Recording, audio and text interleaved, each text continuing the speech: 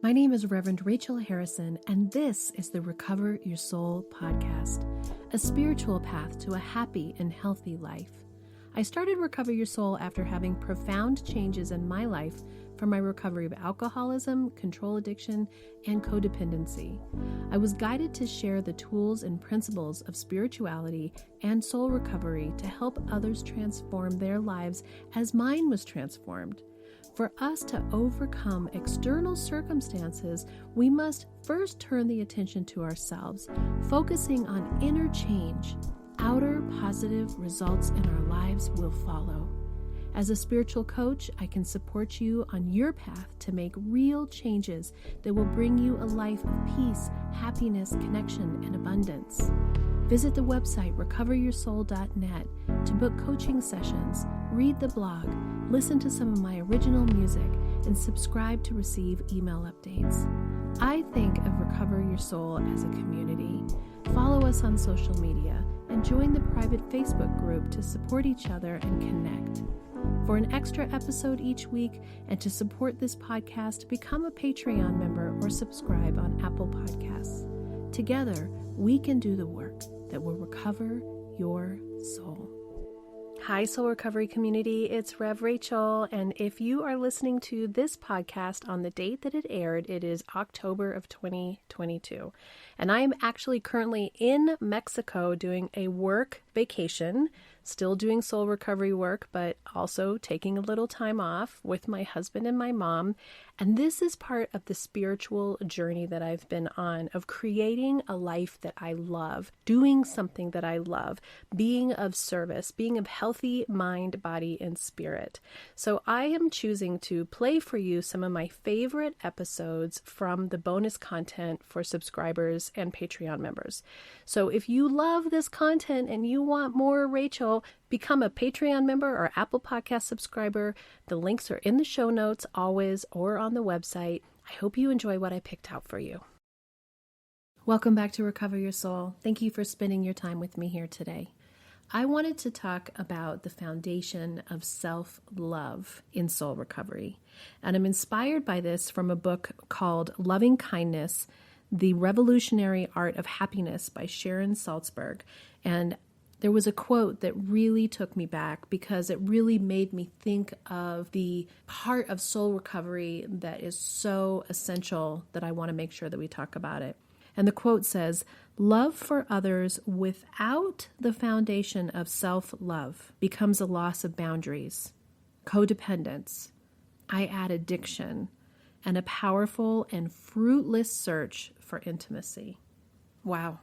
Yeah, that's profound.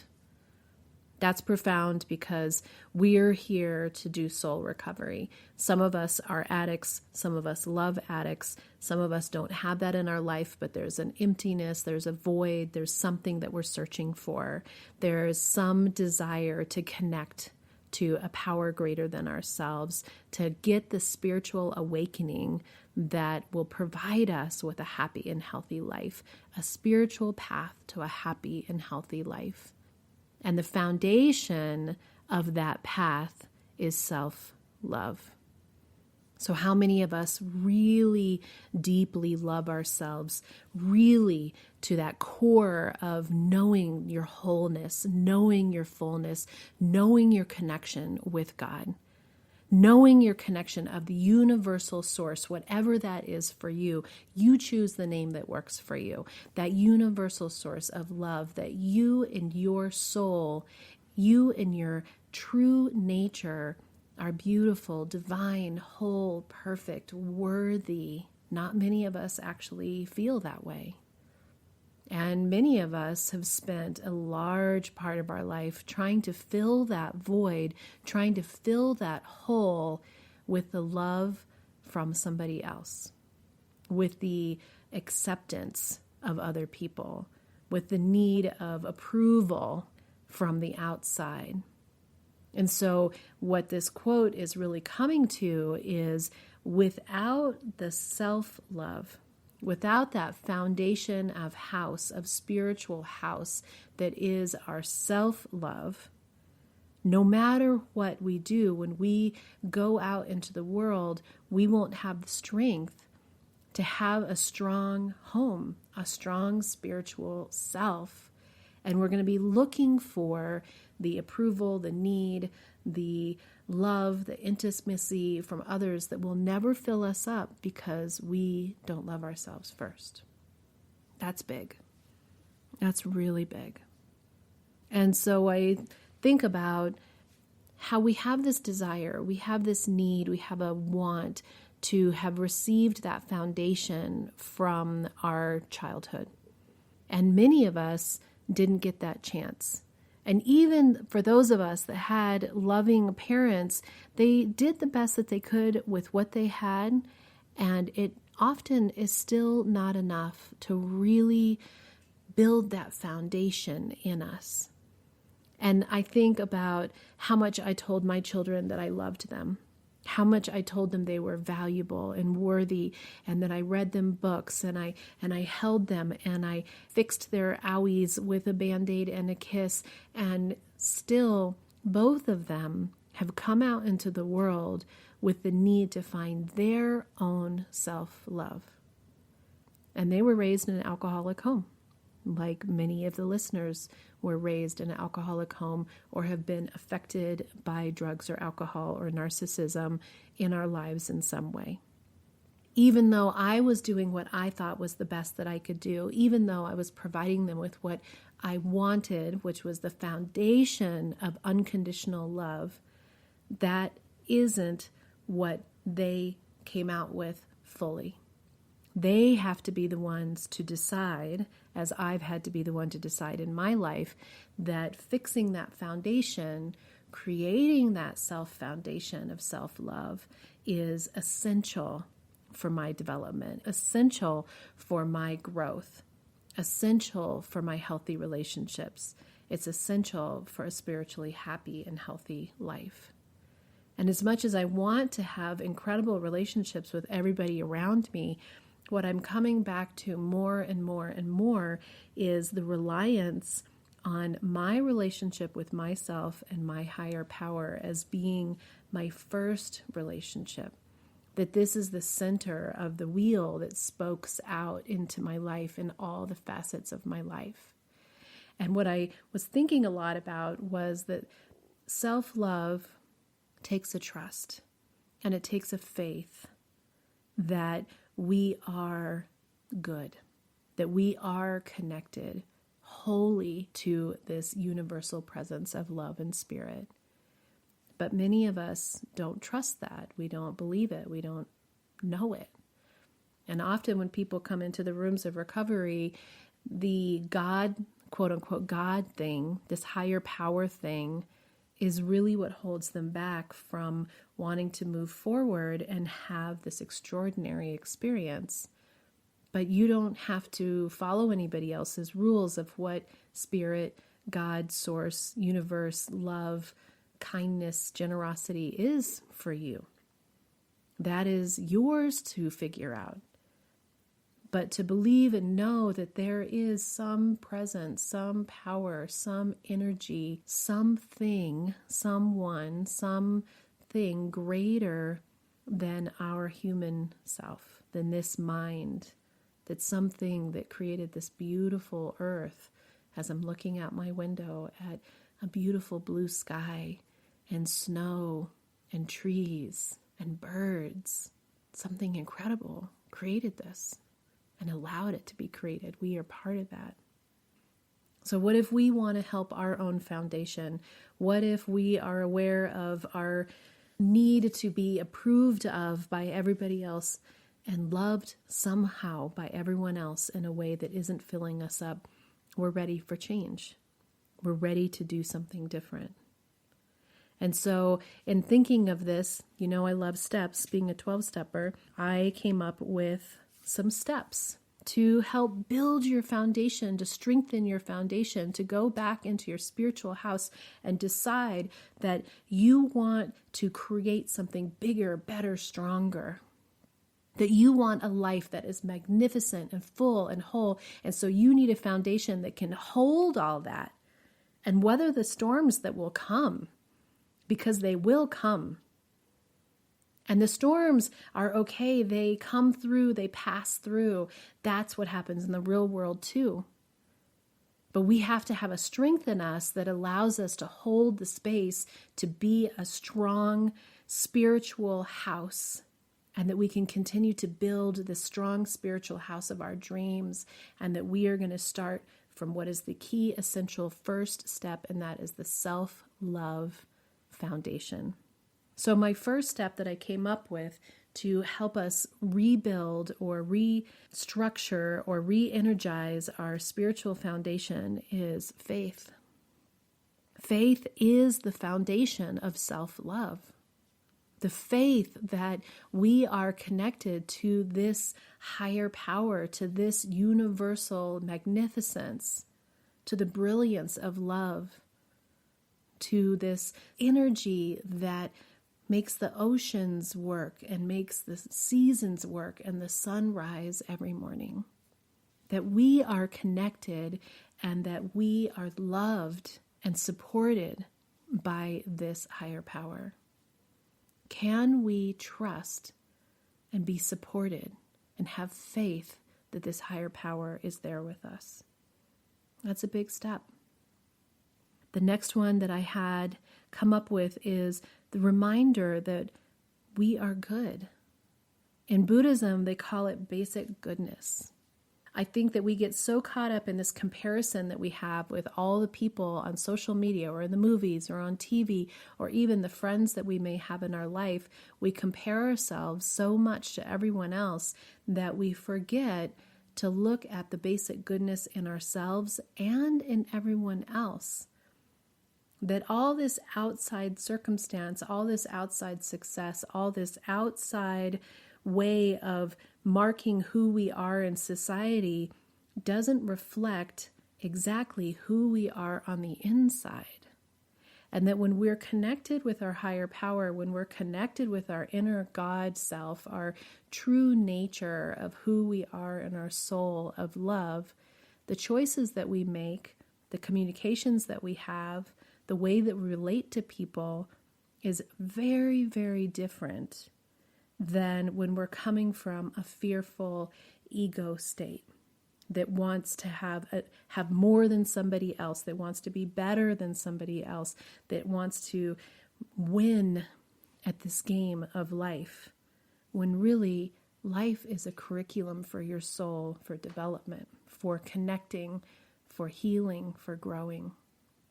And when we see ourselves as good, we can also let go and accept ourselves as who we are as human beings. To truly allow ourselves to be who we are, with our flaws and our insecurities and our doubts, our idiosyncrasies, our quirkiness, our strangeness, our beauty, our wholeness, our smartness, our creativity, to see all of it, to see all those parts, to embrace the dark as well as the light, and to allow for the knowledge that we aren't perfect. We actually aren't supposed to be perfect. Nobody is expected to be perfect. This idea of perfection damages all of us. My husband and I were watching the news the other night, and I'm so struck by how made up the women are on the news now, with their fake eyelashes and heavy makeup, perfect hair. We're looking at these people who are sharing the world with us, telling us what the world is, and there is this idealism that not only are they smart, but they have to look a certain way, this perfection. And so I was commenting on how then you end up noticing if a piece of hair is astray. Because we've gotten so focused on looking at this perfectness of a human, and there is no perfectness. What if we let go of that need for everybody to present themselves in some way that is not real? That beauty is from the inside. Being someone who loves makeup, I love wearing makeup, but I also am cautious of not having that be the marker of who I am. It's a part of me. It is not me. And when we can accept these parts of ourselves, the flaws, the imperfection in ourselves, we can start to love ourselves deeply, deeply, truly. As a matter of fact, when we start to let go of that perfection, that need of perfection in all the people around us, we can start to love them more deeply too. No one is perfect. We don't have to be perfect. My next step is discover what's important to you. What is your purpose? What is that gift from source, from higher power, from the universal love that was given to you?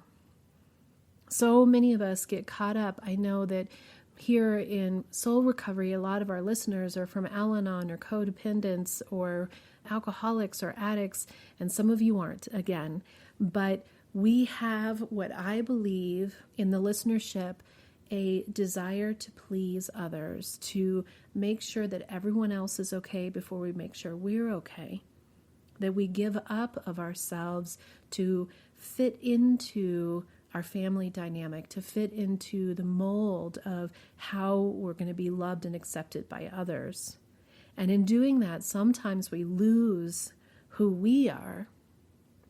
So we're not actually practicing the self-love of discovering our passion, our purpose, our gifts. We begin to allow ourselves to live a life that somebody else chose for us. We allow ourselves to be in a life that maybe we think we deserve.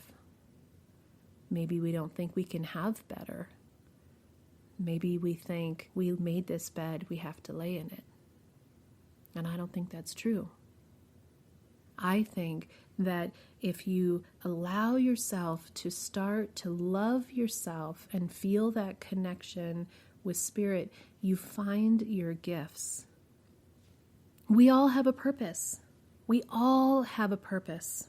And it is uniquely our own. It doesn't have to match up to anything that we see outside in the world as being quote unquote successful. There's too much, again, of this comparison of what is considered successful on the outside world. If you have a TikTok video with 5 million views, does that make you more successful than somebody else? No. No, it doesn't. But some of those TikTok videos are hysterical, and somebody clearly has the gift of creativity and humor. And is their purpose, what is their passion? And for a lot of us, we have spent so much time and energy being there for somebody else and providing for somebody else's needs that we've forgotten what ours are. So this is the opportunity to practice the foundation building of self-love and start to explore those new gifts that you are discovering within yourself. Explore the bigness of you. Explore the richness of you. Explore the creativity of you. Explore the parts of you that you have been afraid to show. The next one kind of goes with that, which is to follow the path of the life that you would love and focus on what's working for you. So I think that we're told in so much of the way that we were raised, or the way that it takes, especially when you're a mom or even a dad, that when we're raising children, we have to really put ourselves aside to do what's best for our children. We're working hard. We're out there making money. We're trying to do the best that we can. It's so chaotic and crazy in the house. You never have a time to yourself. When have you been even in the bathroom by yourself without a kid knocking on the door, right? So we forget who we are. And we forget to follow our dreams and to allow for our mind to expand more than sort of the drama and the overwhelm of the day. So as you're in this process of soul recovery and discovering your self-love, sometimes it means you just take a breath. You just take a moment and you pause and you allow. and you allow yourself to dream, and you allow yourself to follow the life that you would love. You allow yourself to have thoughts and dreams and ideas for what could be next for you in your life. And what I love to say is it's not about the actual thing. It's about the feeling tones that you have, and that you can allow yourself to start to feel into the feeling tones of being happy and relaxed and joyous and creative. And then focus on what's working for you. We spend so much time focusing on what is not working for us. There is an episode with Rich and I where we talk about what's focused on what's working in our marriage. Well, what about you personally in terms of self-love? Instead of looking at yourself in the mirror and seeing your wrinkles or your changing skin, as I can see in myself, what I try to do is to practice self-love. What's working for you? How can you look at what's working in your life, not just your physical body, but what is working in your life? And as you look at what you love, what you would love in your life, don't look at what's not working. I love spending time with my family instead of I don't get enough time with my husband. I love date nights instead of we never have enough date nights. Move that energy to the self-love where you feel the enough. You feel the wholeness. You feel the love. The next one that I have is self-forgiveness and building that muscle that's the let it go muscle. If we can practice self-forgiveness, if the spiritual world and the religious world says that you are loved and forgiven by higher power, by spirit, by God, by the source of the all, why don't we forgive ourselves? Generally, the forgiveness work that we do is really about forgiving ourselves. That things happen out there that aren't okay. And things happen to us that are painful and can be traumatic and detrimental in our lives. But ultimately, when we forgive ourselves for how we reacted, what we allowed, how we responded, what we saw, what we didn't see, what we felt, what we didn't feel. When you can touch and taste those things and allow yourself to be forgiven in your heart, then you are connected with that divine energy. Then you can feel and have that faith that is the foundation of self-love. What about building your let it go muscle? I always love the idea that when you're working out, you can go work out, but if you don't push yourself a little bit, if it isn't hard, you don't actually develop bigger muscles or stronger muscles. That really, if you see somebody who's exercising, they're pushing themselves that next little bit to get the success, to get the results that they're looking for. So what if we thought of ourselves as being spiritual in our exercise, our spiritual exercises, that we're building up our muscles, our resilience muscles, our faith muscles. So the let it go muscle is that one where we practice, and sometimes there's a big heavy weight on us, that let it go. I don't have control over this. I don't have to have control over this.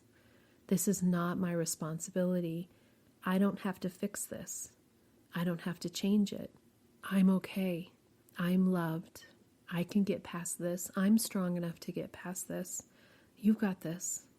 It's okay. I am well. All is well. Every time I use those affirmations for myself, I'm building those muscles. And I'm building the ability to let it go, to let the energy of those feelings flow through me, complete their wave, not get stuck and to release the energy and the tension that it's trying to hold in me. My last step, the sixth step, is to keep the focus on yourself. We talk about this in soul recovery all the time, that we don't have control of a single other thing, not a single person, not a single situation. And it is hard to really, really allow us to have that thought process in our life. But once we start to embody that just a little, and we turn that focus back on ourselves, and we do our soul recovery work, we reflect on it in our capacity to handle it, we are building that self-love muscle. We're building the foundation in our spiritual house of self-love, because we are not giving the power away outside of us to reflect back to us if we're okay. We can be okay, and we can be strong, and we can actually be happy and whole even when it feels like everything outside isn't. By keeping the focus on ourselves, by keeping the focus on our spiritual development, on our spiritual life, by leaning into our higher power, leaning into that self-love, our foundations can be strong. And those incredible storms of life can come and try to rock the house, but it won't tear it down. You are strong, you are resilient, you are beautiful, you are magnificent. And everything that's happening around us feels out of control sometimes. But by keeping the focus on ourselves, we let whatever that is play out in its own way. We stop getting in the way of how that's supposed to go. There's an Oscar Wilde quote, and it says, "To love oneself is the beginning of a lifelong romance." And if the beginning quote is that we need to love ourselves as the foundation of loving others, I love this one too, because then it says, to love ourselves is the beginning of a lifelong romance. That intimacy, that connection, that juiciness that we desire in our life is right there within us personally. And when that is juicy and whole, then we can express that and feel that and connect with that in a healthy, clear, boundaried way with everybody else in our life.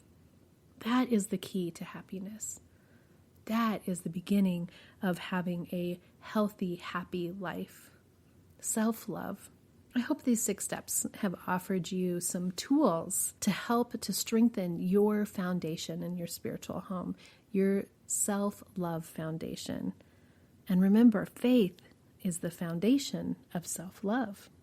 Until next time, namaste.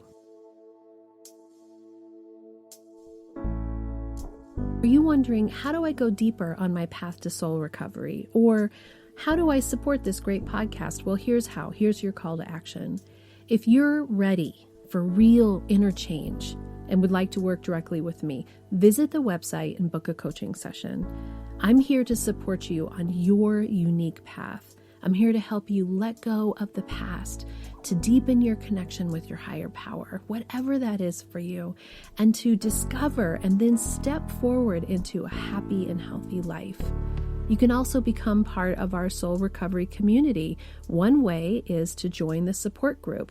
It's the first Monday of every month. It's by Zoom from 6 to 7 p.m. Mountain Time, and you can register on the website to get your Zoom link.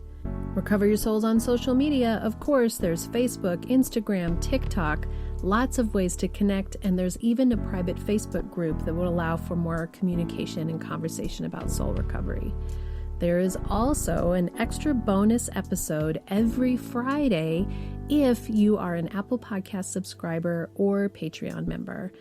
I'd also love all of the listeners to subscribe on the website so that I can keep you informed on what's going on with the podcast, the community, with me, and anything that's up and coming and new and great about soul recovery. Also, if you just take a little bit of time to give me 5 stars, a quick review, and to share the podcast with your friends and family, we're helping even more people to have soul recovery in their lives. If this podcast is providing you spiritual nourishment and inspiration, thank you for going to the website and pushing the donate button, whatever donation feels right to you. This means so much to me because I have this enormous mission of sharing soul recovery with the world, and your donations, your bookings, your subscriptions